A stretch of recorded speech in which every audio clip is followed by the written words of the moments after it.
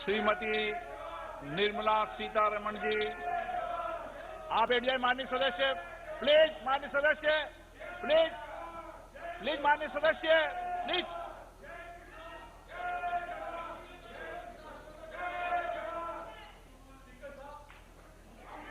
धन्यवाद जी।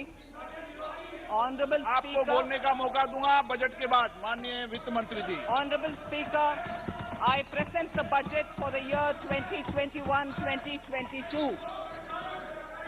As introduction, Honorable Speaker, the preparation of this budget was undertaken in circumstances like never before. We knew of calamities that have affected a country or a region within a country. But what we have endured with COVID-19 through 2020 is sui generis.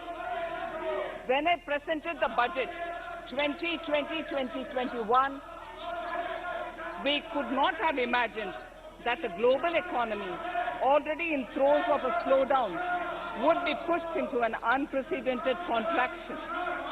We could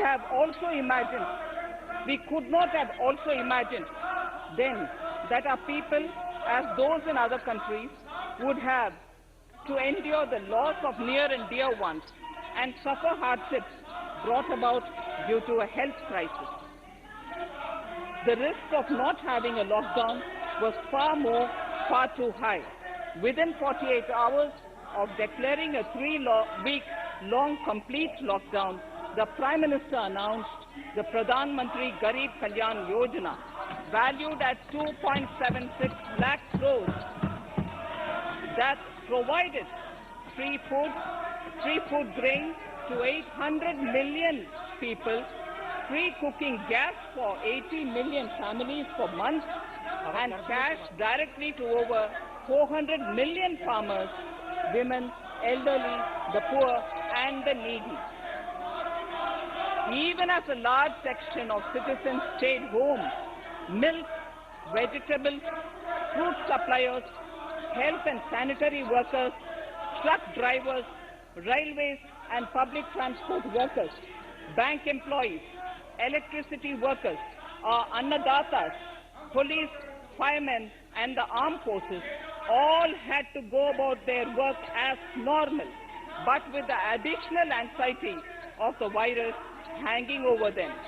We recognize this, and I think I speak on behalf of everybody in this august house when I express my heartfelt gratitude to these men and women for how they were able to carry out their work and duty to provide for the nation's basics over those crucial months. Speaker, sir, for public good, honorable members of parliament and members of legislative assemblies too offered their salaries. In May 2020, the government announced the Atmanirbhar Bharat package. To sustain the recovery further into the year, we also rolled out 2 more Atmanirbhar packages, 2 and 3. Total financial impact of all the Atmanirbhar Bharat packages, including measures taken by the RBI, was estimated to be about 27.1 lakh crores, which amounts to more than 13% of our GDP. As a government, we kept a watch on the situation and were proactive in our responses. The government, led by the Prime Minister, stretched its resources to deliver for most vulnerable sections of our society, the poorest of the poor, the Dalits, the tribals, the elderly, the migrant workers and our children. The Pradhan Mantri Garib Kalyan Yojana, the 3 Atmanirbhar packages and announcements made later were like 5 mini budgets in themselves. The Atmanirbhar packages accelerated our pace of structural reforms, redefinition of MSMEs, commercialization of the mining sector, agriculture and labor reforms, privatization of public sector undertakings, one nation, one ration card, production-linked incentive schemes are some of the notable reforms carried out during this period. Faceless income tax assessment, DBT, and financial inclusion are the others. Today, India has 2 vaccines available, and has begun medically safeguarding not only her own citizens against COVID-19, but also those of 100 or more countries. It is added comfort to know that 2 or more vaccines are also expected soon. Honorable Prime Minister launched the vaccination drive by crediting and thanking our scientists. We are ever grateful for the strength and rigor of their efforts. Having said that, we are all reminded time and again that our fight against COVID-19 continues into 2021.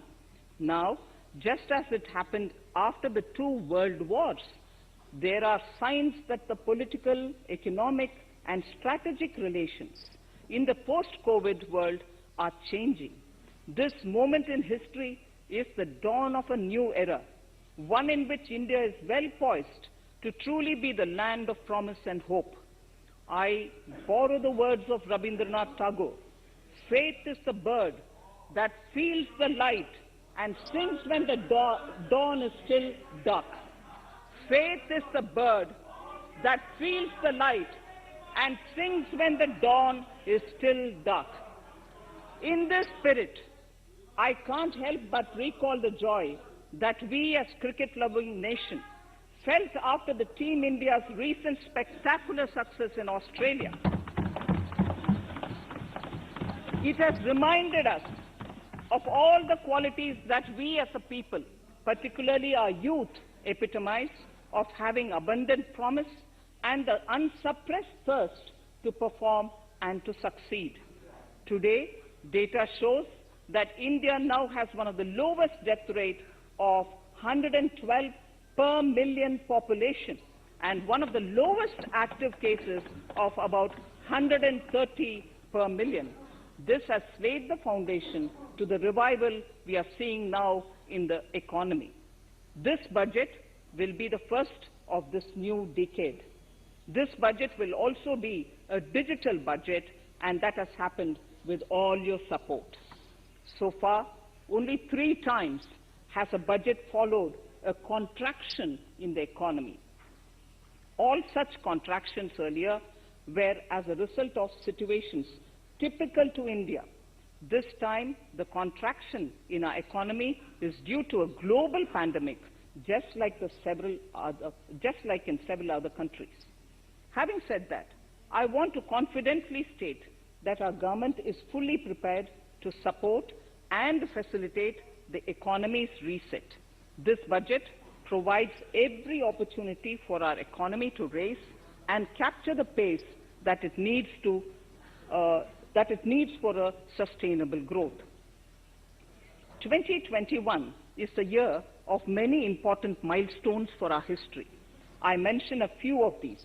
It is the 75th year of independence, 60 years of Goa's accession to India, 50 years of the 1971 India-Pakistan War. It will be the year of the 8th census of independent India. It will also be India's turn at the BRICS presidency, the year for our Chandrayaan-3 mission, and the Haridwar Mahakumbh.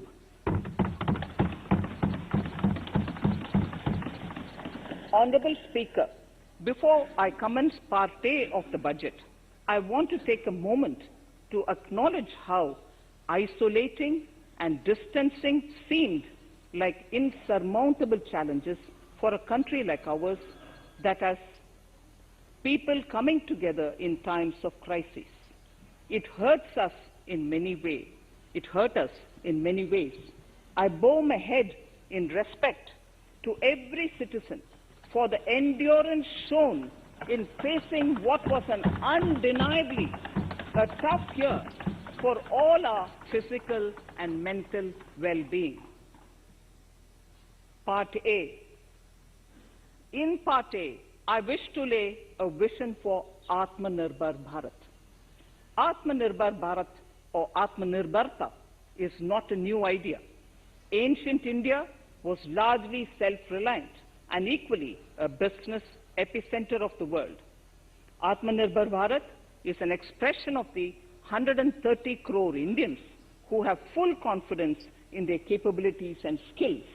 We are already part of international groupings such as the G20 and the BRICS, the Coalition for Disaster Resilient Infrastructure, and the International Solar Alliance are realities today due to India's efforts.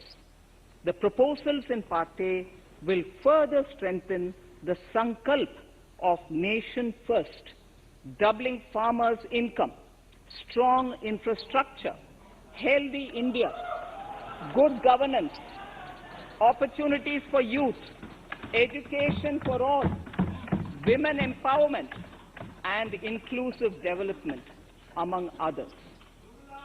Additionally, also on the path to fast implementation are the 13 promises we had made in the budget of 2015-16, which were to materialize during the Amrit Mahotsav of 2022 on the 75th year of our independence.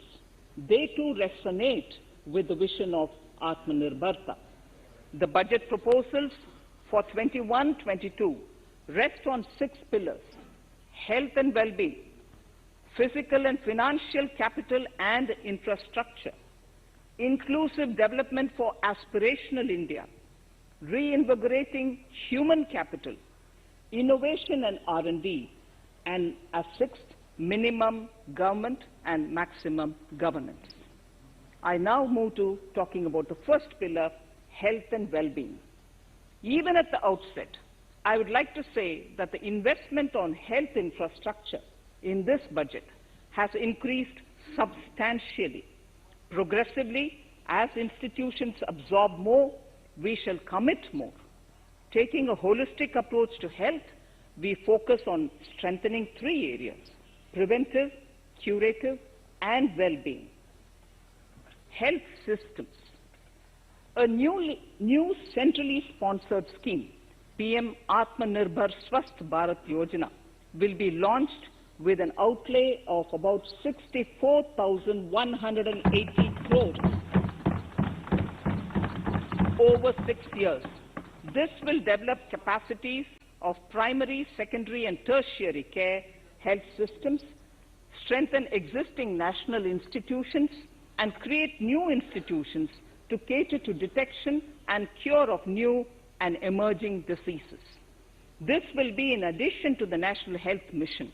The main interventions under the scheme are support for over 17,000 rural and 11,000 urban health and wellness centers, setting up integrated public health labs in all districts, and 3,382 block public health units in 11 states, establishing critical care hospital blocks in 602 districts and 12 central institutions, strengthening of National Center for Disease Control, its 5 regional branches and 20 metropolitan health surveillance units, expansion of the integrated health information portal to all states and UTs to connect all public health labs, operationalization of 17 new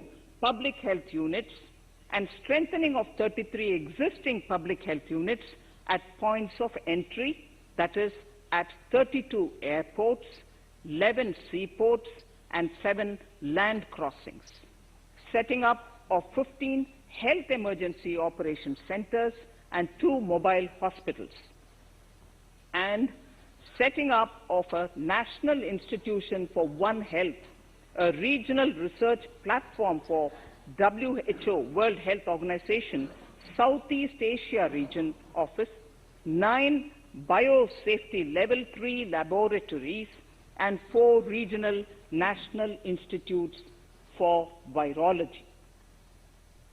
Nutrition. To strengthen nutritional content, delivery, outreach, and outcome, we will merge the supplementary nutrition program and the Poshan Abhiyan and launch the Mission Poshan 2.0. We shall adopt an intensified strategy to improve nutritional outcomes across 112 aspirational districts. Universal coverage of water supply. The World Health Organization has repeatedly stressed the importance of clean water, sanitation, and clean environment as a prerequisite to achieving universal health. The Jal Jeevan Mission Urban will be launched. It aims at universal water supply in all 4,378 urban local bodies with 2.86 crores household tap connections, as well as liquid waste management in 500 Amrit cities.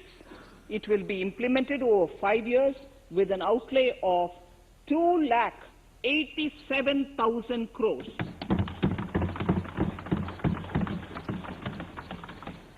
Swachh Bharat and Swasth Bharat. For further Swachhata of urban India, we intend to focus on complete fecal sludge management and wastewater treatment, source segregation of garbage, reduction in single-use plastic, reduction in air pollution by effectively managing waste from construction and demolition activities, and bioremediation of all legacy dump sites. The Urban Swachh Bharat Mission 2.0 will be implemented with a total financial allocation of 1,41,678 crores over a period of 5 years from 2021. Clean air. To tackle the burgeoning problem of air pollution, I propose to provide an amount of 2,217 crores of rupees for 42 urban centers with a million-plus population in this budget. Scrapping policy. We are separately announcing, Honorable Speaker, a voluntary vehicle scrapping policy to phase out old and unfit vehicles. This will help in encouraging fuel-efficient, environment-friendly vehicles, thereby reducing vehicular pollution and oil import bills. Vehicles would undergo fitness tests in automated fitness centers after 20 years in case of personal vehicles and after 15 years in case of commercial vehicles. Details of the scheme will be separately shared by the ministry. Vaccines. The pneumococcal vaccine, a made-in-India product, is presently limited to only 5 states. It will be rolled out across the country. This will avert more than 50,000 child deaths annually. Honorable Speaker, I have provided 35,000 crores of rupees for COVID-19 vaccines in this year 21-22. I am committed to provide further funds if required. So the budget outlay for health and well-being is 2,23,846 crores in this BE 21-22, as against the BE of only 94,452 crores, and it marks an increase of 137%. The details of the same are at Annexure 1 of the speech. Honorable Speaker, I now move to the second pillar, physical and financial capital and infrastructure. Atmanirbhar Bharat, production-linked incentive schemes are things which I would like to place an emphasis. For a $5 trillion economy, our manufacturing sector has to grow in double digits on a sustained basis. Our manufacturing companies need to become an integral part of global supply chains, possess core competence and cutting-edge technology. To achieve all of the above, PLI schemes to create manufacturing global champions for an Atmanirbhar Bharat have been announced for 13 sectors. For this, the government has committed nearly 1.97 lakh crores over 5 years starting this financial year. This initiative will help bring scale and size in key sectors, create and nurture global champions, and provide jobs to our youth. Textiles. To enable the textile industry to become globally competitive, attract large investments, and boost employment generation, a scheme of mega investment textiles park will be launched in addition to the PLI schemes. This will create world-class infrastructure with plug-and-play facilities to create global champions in exports. 7 textile parks will be established over 3 years. Infrastructure. The National Infrastructure Pipeline, which I announced in December 2019, is the first of its kind. Whole of government exercise ever undertaken by Government of India. The NIP was launched with 6,835 projects. The project pipeline has now expanded to 7,400 projects. Around 217 projects worth rupees 1.10 lakh crores under some key infrastructure ministries have been completed. The NIP is a specific target which this government is committed to achieving over the coming years. It will require major increase in funding from both the government and the financial sector. In this budget, I propose to take concrete steps to do this in 3 ways. Firstly, by creating the institutional structures. Secondly, by a big thrust on monetizing assets. And thirdly, by enhancing the share of capital expenditure in central and state budgets. Infrastructure needs long-term debt financing. A professionally managed development financial institution is necessary to act as a provider, enabler, and catalyst for infrastructure financing. Accordingly, I shall introduce a bill to set up a development financial institution. I have provided a sum of 20,000 crore rupees to capitalize this institution. The ambition is to have a lending portfolio of at least 5 lakh crores for this DFI within 3 years' time. Debt financing of InvITs and REITs by foreign portfolio investors will be enabled by making suitable amendments in the relevant legislations. This will further ease access of finance to InvITs and REITs, thus augmenting funds for infrastructure and real estate sectors. Asset monetization. Monetizing operating public infrastructure. Monetizing operating public infrastructure assets is a very important financing option for new infrastructure construction. A national monetization pipeline of potential brownfield infrastructure assets will be launched. An asset monetization dashboard will also be created for tracking the progress and to provide visibility to investors. Some important measures in the direction of monetization are National Highways Authority of India and the PGCIL each have sponsored one InvIT that will attract international and institutional investors. 5 operational roads with an estimated enterprise value of 5,000 crores of rupees are being transferred to the NHAI InvIT. Similarly, transmission assets of value 7,000 crores will be transferred to the PGCIL InvIT. Railways will monetize dedicated freight corridor assets for operations and maintenance after commissioning. The next lot of airports will be monetized for operations and management concessions. Other core infrastructure assets that will be rolled out under the asset monetization programs are NHAI operational toll roads, 2 transmission assets of PGCL, 3 oil and gas pipelines of GAIL, Gas Authority of India Limited, IOCL and HPCL, airports, Authority of India airports in Tier 2 and 3 cities, other railway infrastructure assets, warehousing assets of CPSE, such as the Central Warehousing Corporation,